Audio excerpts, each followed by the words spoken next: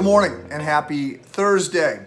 I am in my office, not showing my bookshelves because they're not yet cleaned off, but that is a commitment I am making, and I want to celebrate the Cubs' first two victories over the Cardinals, especially since I get a lot of grief from Cardinal fans if they beat the Cubs. So we are continuing our move through the letter to the Hebrews. We're on the slow boat to China, but that's okay. We're in no hurry, and I'm trying to pull out some of the nuanced pieces there. So by way of general review, this is a letter. We don't know who wrote it in the 60s. It's written to a Jewish audience, Jews who are in a particular crisis. We're not sure what it is. We'll look at that in chapter 4. And the first chapter is all about Jesus and how he's bigger and better than everyone else. And then in chapter 2, we get introduced to the argument that is going to be made. If Jesus is who he claims to be and he's so much better than everyone else, why are we not more zealously following him? And then I've noted that there are all these counterpoints and subpoints and these arguments and tangents that the writer goes on. And we've looked a little bit at the idea of suffering, the suffering of Christ, and the call that we might face to suffer and how that can be purifying and an advancement possibility.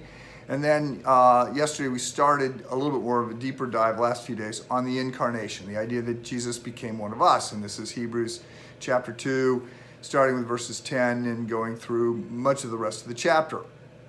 I think the incarnation is an underappreciated miracle, and it's an underappreciated act of humility on the part of Christ, that he would humble himself, the creator, to become part of the creation.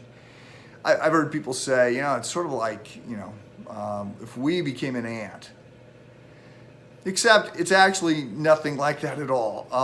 God, I'm not the creator of the ant. I couldn't make an ant if you gave me all the pieces, right? I mean, there's no relationship between me and an ant, between God and us. God is the creator, and he enters time and space in an act of deep humiliation. And he does this to be our sacrifice. So I've been in the sermons as we're moving through this summer. I've been talking about this. Jesus is the true and better, Adam and the true and better Abraham and the true and better Isaac and the true and better. Jesus is the true and better prophet. He's the true and better priest. He's the true and better sacrifice. So he is the Paschal Lamb, and he will make those claims, but he's the true and better sacrifice in the incarnation. He is God, but he is one of us, and he can perfectly represent us.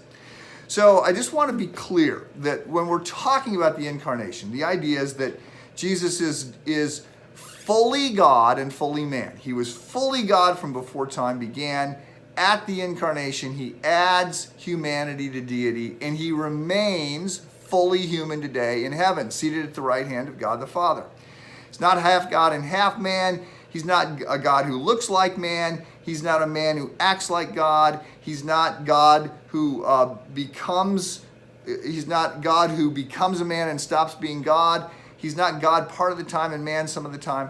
The hypostatic union, the idea that Jesus is one person with two natures, as opposed to the Trinity, in which God is one God in three persons. The hypostatic union is that Jesus is one person with two natures, fully God and fully man.